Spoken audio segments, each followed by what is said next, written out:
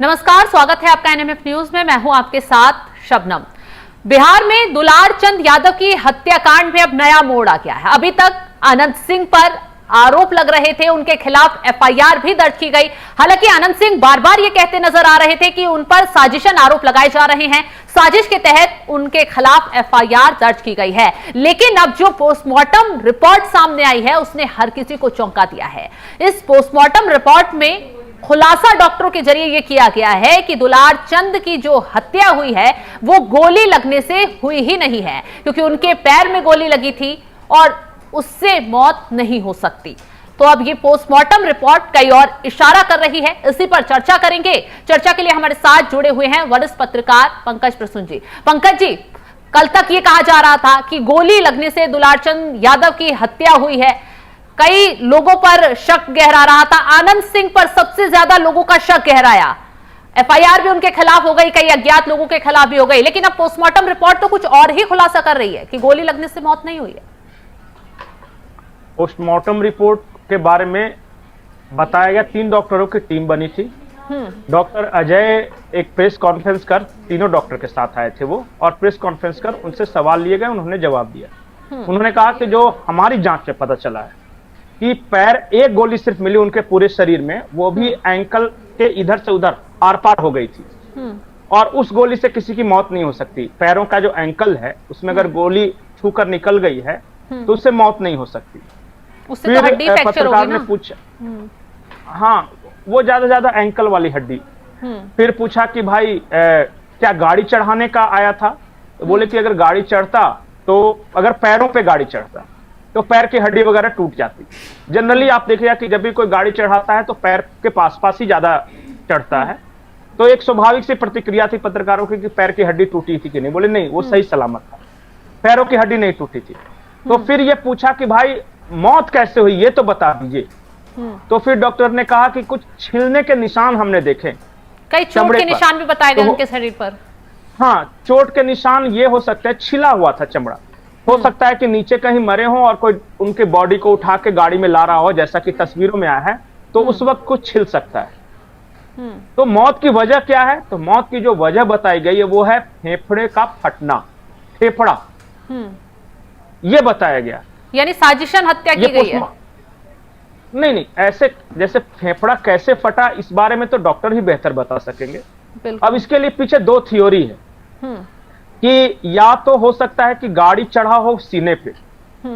अब ये medical expert बता सकते हैं, मुझे नहीं पता कि गाड़ी अगर सीने पे चढ़ी तब फेफड़ा फट सकता है क्या। और दूसरा ये हो सकता है कि क्योंकि वो भाग दौड़, इनकी उम्र बहुत ज्यादा थी, मतलब मुझे लगता है कि 75-76 से ऊपर ही होगी। तो वो पत्थर फेंक रहे होंगे, भाग दौड़ कर रहे होंगे, अफरा तफरी हुई होगी, उसमें कुछ हुआ है क्या, ये लोग सवाल कर रहे हैं। ये मेरा सवाल नहीं है, वो आमतौर पे जो सोशल मीडिया में जो लोग सवाल कर रहे हैं। लेकिन पंकज जी, जिस तरीके से पोस्टमार्टम रिपोर्ट सामने आई है तो वो कहीं ना कहीं शक की सुई कहीं और घुमा रही है। एक वीडियो कल प्रत्यूष का जो वायरल हुआ था उसमें बहुत आराम से वो पूरी घटना को बताते नजर आ रहे थे कि अब लड़ाई के जंग के मैदान में हम उतरेंगे। दूसरी तरफ आनंद सिंह पर आरोप लग रहे हैं, तो उनका जो आपराधिक रिकॉर्ड रहा है उसको देखकर उनकी तरफ शक की सुई घूम रही है। तो तीसरी तरफ क्या इनका भी कोई आपराधिक रिकॉर्ड ऐसा रहा है कि अब पुरानी लड़ाई चल रही थी? नहीं, ये जो चाहे वो दुलारचंद यादव हैं या अनंत सिंह हो या सूरजभान सिंह हो, ये सब पे मुकदमा चल रहा है। अच्छा। ये सब दबंग हैं अपने अपने इलाके के, और अपने आप में सारे एक ही तरीके के लोग हैं। सब दबंग है, सब पे हत्या का आरोप है, सब पे अपहरण का आरोप है। इसलिए ये नहीं कह सकते कि सिर्फ अनंत सिंह हिस्ट्री शीटर हैं और बाकी लोग साधु हैं, ऐसा नहीं। दूसरी बात कि इस पूरे हत्याकांड में जो अनंत सिंह का पक्ष आया है कि हमारे साथ गाड़ियों का काफिला चल रहा था और हमेशा की तरह आगे अनंत सिंह की गाड़ी रहती है और पीछे पूरा काफिले की गाड़ी रहती है। नेताओं के पास आमतौर पे यही होता है। उनका कहना था कि जब हम गुजर गए तो पीछे की 10 गाड़ी पे पथराव हुआ है। तो जब अनंत सिंह गुजर गए तो अनंत सिंह ने गाड़ी कैसे चढ़ाई? या तो उनके समर्थक ने गाड़ी चढ़ाई। अब बताइए कि एक, आपको मैं ये कह रहा हूं, काफिला जा रहा है, पीछे से पत्थरबाजी कर रहा है, वो गाड़ी बैक आएगा तभी तो चढ़ाएगा। बिल्कुल। वो आप उनके सड़क साथ भी तो देखिए, लोग वो थे जिस वीडियो गाड़ी में देखिए। उन्हें मृत पाया गया है, वहां आसपास सारे कार्यकर्ता मौजूद थे। प्रत्यूष जो नहीं, सबसे- जनसुराज के बताए जा रहे हैं वो मौजूद थे। नहीं, सबसे हैरानी की बात है कि दो तरह के क्लेम आए हैं। हम्म जो दुलारचंद यादव के पोते हैं वो कह रहे हैं कि दुलारचंद जी हमारी गाड़ी में थे, मतलब दादा और पोता एक गाड़ी में था, हम्म और फिर हमला करने आए तो दुलारचंद ने अपने पोते को कहा कि गाड़ी से भागो निकल के, तो हम गेट खोल के भाग गए। एक ये थ्योरी है जो कि उनके पोते ने कहा है, ऑन कैमरा। किसी को खरोच नहीं आई। दूसरा जो थ्योरी है कि ये पीयूष प्रियदर्शी जो है जनसुराज वाले, ये कह रहे हैं कि हमारी गाड़ी में थे और मेरी गाड़ी में मैं था, दुलारचंद थे, मेरा बॉडीगार्ड था। दोनों थ्योरी के बारे में हम चर्चा करते जो उन्हीं लोगों का दावा है। अगर पीयूष प्रियदर्शी की गाड़ी में थे तो जो 5 लोग थे वो पांचों के पांचों बिल्कुल सुरक्षित, उनका बॉडीगार्ड को कुछ नहीं हुआ, मतलब कि उसका जो वर्दी था उसमें एक मिट्टी का दाग तक नहीं। पीयूष प्रियदर्शी आप देख ही रहे हैं वीडियो में कि वो पूरा गले में माला और मोबाइल में बाल वाल सब एकदम ठीक। एक और शख्स उनके साथ जो है वो बोल रहा है वो भी ठीक है। तो अगर उस गाड़ी में थे तो सबको छोड़ के सिर्फ दुलारचंद यादव को ही निशाना बनाया गया और उन्हें गोली मारी गई, अगर इनकी थ्योरी को माने तो। दूसरा जो उनके पोते की थ्योरी है कि मेरी गाड़ी में थे, अब कैसा पोता है कि अपने बुजुर्ग दादा को छोड़ के वो भाग गया और वो गाड़ी में रह गए, जबकि उसके पहले वाला एक वीडियो है जिसमें दिख रहा है साफ साफ कि वो धोती और गंजी में पत्थर फेंक रहे हैं, इसका मतलब वो गाड़ी से उतरे हैं। मुझे ऐसा लगता है कि गाड़ी से उतरे, पत्थरबाजी जो ये कर रहे थे और उसी दौरान ये पूरी घटना हुई होगी, या तो कोई बैक आके उन पे गाड़ी चढ़ाया होगा या फिर पीछे से उन्हें किसी ने मारा होगा। ये हो सकता है ना, यही दो हो सकता है ना। जातिवाद वाला एंगल भी निकलकर सामने आ रहा है। नहीं, वो तो जैसे ही मर्डर हुआ वैसे ही पीयूष प्रियदर्शी लगातार ये पिछड़े हैं तो बदला जरूर लेगा, पिछड़ा झुकेगा नहीं, वो बहुत दिनों से ये कोशिश कर रहे हैं। उनका पूरा चुनाव प्रचार देखिए, पीयूष प्रियदर्शी का पूरा चुनावी प्लैंक ही यही है कि किसी तरह फॉरवर्ड बैकवर्ड या आगड़ा पिछड़ा कर दें, क्योंकि ये अकेले पिछड़ी जाति के उम्मीदवार हैं। बाकी जो दोनों उम्मीदवार हैं जेडीयू के और महागठबंधन के, वो दोनों भूमिहार जाति से आते हैं। तो इनकी कोशिश शुरू से थी और उसी कोशिश के तहत ये बार बार जातिवादी रंग देने की कोशिश ही कर रहे हैं। जबकि आपको शायद पता नहीं होगा, ये जो दुलारचंद यादव जी थे ये अनंत सिंह के साथ ही पहले रहते थे। अच्छा। कोई बता रहा था कि उनके ड्राइवर थे। तो बताइए, अगर जातिवादी एंगल होता तो इतने दिनों तक ड्राइवर रखा, आज जाति के नाम पे हत्या हो गई। बिल्कुल नहीं।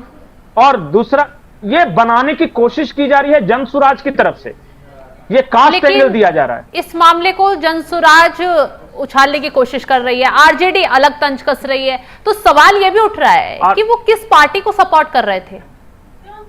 नहीं, उसमें भी देखिए किस पार्टी को सपोर्ट कर रहे थे, उसमें देखिए उनका पोता कह रहा है कि आरजेडी को सपोर्ट कर रहे थे। हाँ। ये कह रहे हैं, पीयूष कह रहे हैं कि जनसुराज को सपोर्ट कर रहे थे। तो ये बात सही है कि दोनों वीडियो, यही तो है कि भाई उनका फिर पोता क्या बोल रहा है, क्यों झूठ बोल रहा है, क्योंकि एक तस्वीर है सूरजभान सिंह जो महागठबंधन के उम्मीदवार हैं, जो आरजेडी के उम्मीदवार हैं, उनके साथ ये बैठे हुए हैं। अच्छा।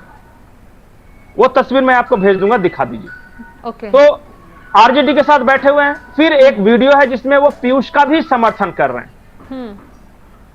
और मुझे ऐसा लगता है कि ये अनंत सिंह के विरोध में दोनों को सपोर्ट कर रहे होंगे। तेजस्वी को मुख्यमंत्री बनाना है तो ये ओरिजिनली आरजेडी के नेता है, ये टिकट के लिए कॉन्टेस्ट में भी थे, इनकी दावेदारी भी थी, लेकिन सूरजभान सिंह की पत्नी को दे दिया गया तो फिर ये पीयूष की तरफ चले गए।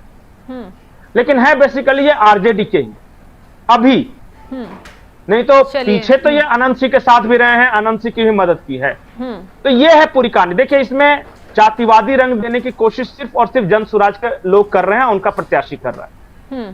क्योंकि सूरजभान सिंह जो आरजेडी के प्रत्याशी हैं, उनको पता है कि ये ज्यादा कास्ट वास्ट होगा, फॉरवर्ड बैकवर्ड या यादव या भूमिहार होगा तो नुकसान मुझे। और अनंत सिंह तो देखिए उनपे तो सारा आरोप ही है, जबकि किसी भी परिस्थिति में यह साबित नहीं हो रहा है कि अनंत सिंह ने गोली मारी या अनंत सिंह ने गाड़ी चढ़ाई। ज्यादा से ज्यादा अनंत सिंह के समर्थक ने, जिसकी गाड़ी पीछे होगी, ज्यादा से ज्यादा उस पर शक हुआ कि हो सकता है कि उसने किया हो, यही हो सकता है। चलिए, खैर अब पुलिस की जांच। अब कोई भी समझदार आदमी, जी, कोई भी समझदार आदमी को आप सोचिए ना कि जो गाड़ी के काफिले से आगे चल रहा है, वीडियो देखिए, पीछे से वो पत्थरबाजी कर रहे हैं, कैसे उस पतले सी सड़क पे अनंत सिंह गाड़ी आगे से आग पीछे आ जाएगी और इनको ठोकेगी? बिल्कुल, वो तो शक की सुई तो चारों तरफ घूम रही है। हाँ, इसलिए मैं बार बार और आखिरी बात कि दुलारचंद यादव की मौत से फायदा किसको होगा? अनंत सिंह को फायदा था किसी तरीके से? नहीं, उल्टा घाटा था। एफआईआर भी तो उन्हीं के खिलाफ हुई है। अब तो ये बात है ना, फायदा किसको हुआ? और जिसको फायदा होगा वही मर्डर करवा सकता है ना। बिल्कुल, ये मैं उस इलाके के लोगों पर छोड़ देता हूं। और एक बात जान जाइए, इस पूरे मामले में जो जातिवादी एंगल देने की कोशिश की थी, कास्ट है ही नहीं, क्योंकि पूरी जवानी दुलारचंद यादव की अनंत सिंह के साथ गुजरी। और अब इस उम्र में आके जाति के कारण मारे जाएंगे? जब लड़े थे ये चुनाव अनंत सिंह के खिलाफ, तब भी अनंत सिंह ने कुछ नहीं किया था। और इस बार तो ये चुनाव भी नहीं लड़ रहे थे, ये तो सिर्फ सपोर्ट कर रहे थे। जरा सोचिए ना, अपना कॉमन सेंस लगाइए। बिल्कुल, तो सोचने वाली बात ही है। खैर, बहुत बहुत शुक्रिया पंकज जी तमाम जानकारी देने के लिए। तो दुलारचंद यादव की हत्या आखिर कैसे हुई, ये सवाल अब तेजी से उठ रहे हैं, क्योंकि पोस्टमार्टम रिपोर्ट साफ साफ ये कह रही है कि गोली लगने से उनकी मौत नहीं हुई है, बल्कि उनके शरीर पर कुछ चोट के निशान, रगड़ के निशान पाए गए हैं। अब ऐसे में सवाल यह भी उठ रहा है कि क्या साजिशन उन्हें मारा गया, घसीटा गया, उसके बाद गाड़ी में डाला गया? तमाम सवाल अब उठ रहे हैं, शक की सुई कई लोगों पर घूम रही है। अब इस मामले में कौन फंसता है, ये तो पुलिस की जांच के बाद साफ हो पाएगा, क्योंकि अभी एफआईआर अनंत सिंह समेत कई अज्ञात लोगों पर हुई है। लेकिन अनंत सिंह बार बार यही कह रहे हैं, साजिशन उनका नाम आगे बढ़ाया जा रहा है, साजिशन उन्हें फंसाने की कोशिश की जा रही है। इस मामले से उनका दूर दूर तक कुछ लेना देना नहीं है। अब असली आरोपी कौन है, इस हत्याकांड का मास्टरमाइंड कौन है, ये जल्द साफ हो जाएगा। फिलहाल इस खबर को लेकर आप क्या राय रखते हैं, कमेंट बॉक्स में जरूर बताइएगा। तमाम बड़ी खबरों की अपडेट के लिए आप हमारे साथ जुड़े रहें। नमस्कार।